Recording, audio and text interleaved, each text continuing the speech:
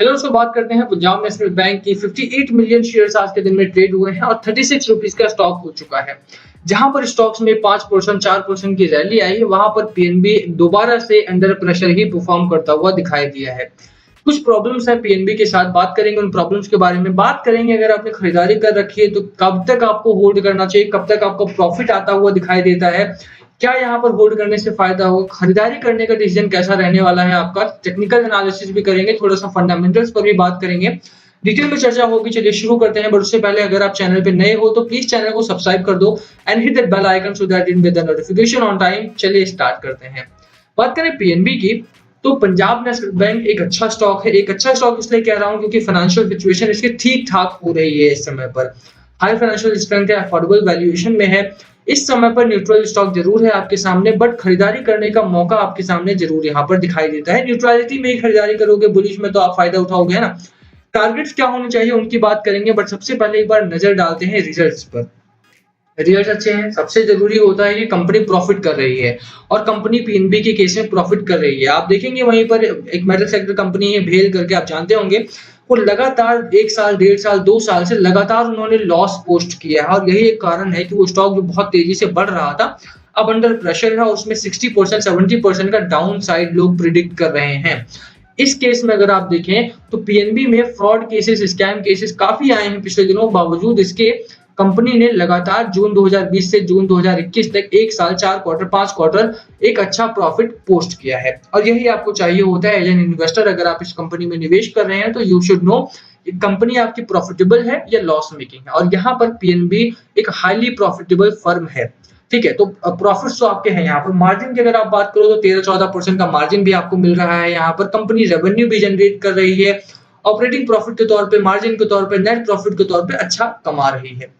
दूसरी चीज आपको जो देखनी होती है वो ये होती है कि पीएनबी में ब्रांचेस आप देखेंगे इनके, आप देखेंगे क्या लोन बुक अच्छी है, तो बिल्कुल लोन बुक बहुत अच्छी है। पिछले दिनों खबर भी आई थी कि जो बैड लोन्स का कॉन्सेप्ट इस बार बजट में लॉन्च किया गया था बैड बैंक का, उसके तहत पीएनबी ने काफी सारे अपने बैड लोन्स को जो एनपीए बनने जा रहे थे उनको रेस्क्यू किया था अपना, एक तरह से उनको ई ऑप्शन में डाल के ऑप्शन करवाया था। कई सारे लोन्स को बेचा गया है, कम रेट पर ही सही, पर उसमें से पैसा रिकवर किया गया है। कम से कम अगर उसको बैलेंस शीट से उतार दिया जाएगा तो जो एक देखने में एनपीए बहुत भारी लगता है वो एनपीए कम होगा हमारा। तो पीएनबी के केस में पीएनबी बैंक के सीईओ एमडी जो हैं वो एनपीए पर भी काम कर रहे हैं। कंपनी के डाइवर्सिफिकेशन पर तो काम किया ही जा रहा है, इसके डिजिटाइजेशन पर काम किया ही जा रहा है, साथ ही साथ कंपनी की बैलेंस शीट पर भी काम किया जा रहा है so that they can reduce the net NPA. ठीक है, एनपीए तो हमारा जो ग्रॉस एनपीए है वो अभी भी थोड़ा सा टाइम लगेगा उसको, बट नेट एनपीए के तौर पर अगर आप देखेंगे तो कंपनी काफी मेहनत कर रही है to reduce that net NPA. ठीक है, ताकि थोड़ा सा जो बैलेंस शीट है वो इन्वेस्टर के जब देखे तो उसको अच्छा लगे कि हाँ कंपनी में बहुत एनपीए नहीं है। और एनपीए की प्रॉब्लम तो देखो यार इंडिया वाइड है। अगर किसी भी बैंक में अगर आप देखोगे, चाहे वो प्राइवेट हो चाहे वो सरकारी हो, प्राइवेट केसेस में थोड़े से कम आते हैं, वो लोग कंट्रोल्ड एनपीए रखते हैं।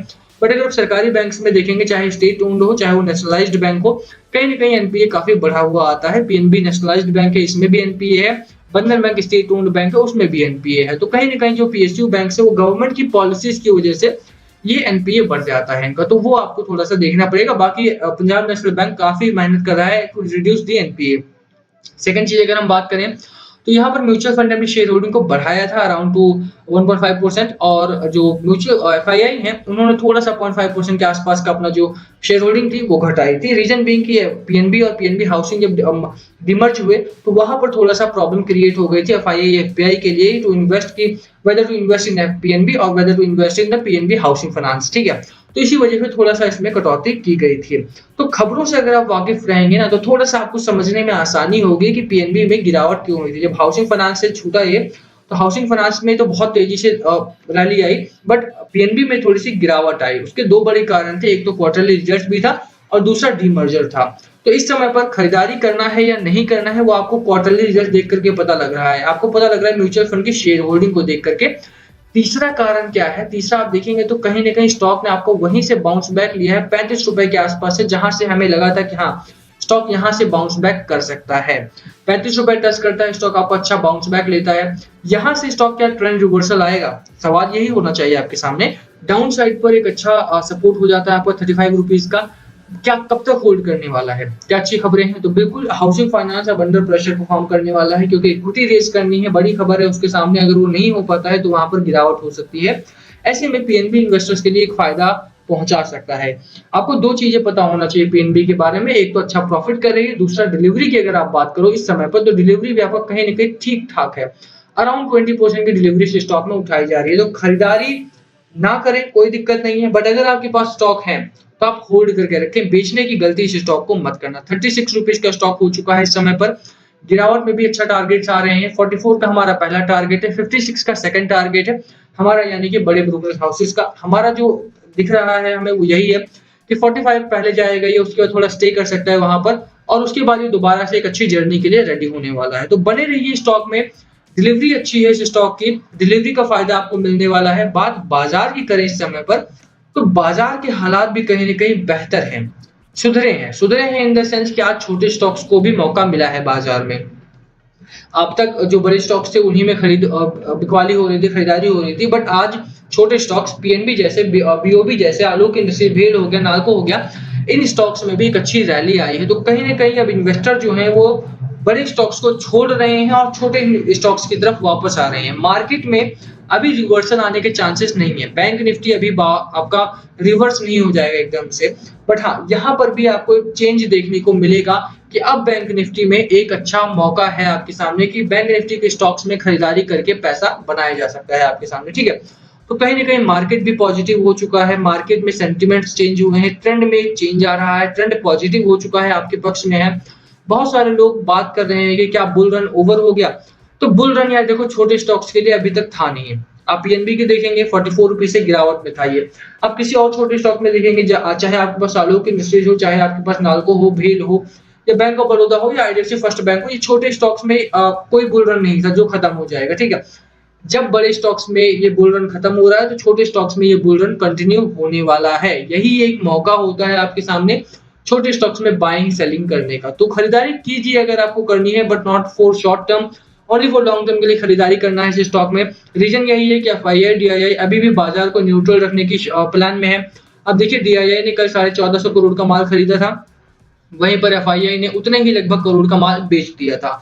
तो मार्केट को अभी भी न्यूट्रलिटी में रखा जाएगा, और न्यूट्रलिटी में रहेगा तो पीएनबी भी आपका न्यूट्रल रह सकता है। ऐसे में शॉर्ट टर्म के लिए आप फंस सकते हैं थोड़ा सा, तो लॉन्ग टर्म के लिए पैसा लगाइए। Long term in the sense कि एक साल, कम से कम एक साल, 1.5 साल। Short term in the sense कि 1 महीना 2 महीने के लिए पैसा मत लगाना। आरएसआई लोअर एंड पर है, ओवरसोल्ड जोन के करीब में। मैकडी आपका ऑलमोस्ट न्यूट्रल है, तो यहाँ से एक रिवर्सल आ सकता है, रिवर्सल पैटर्न बना है आपका।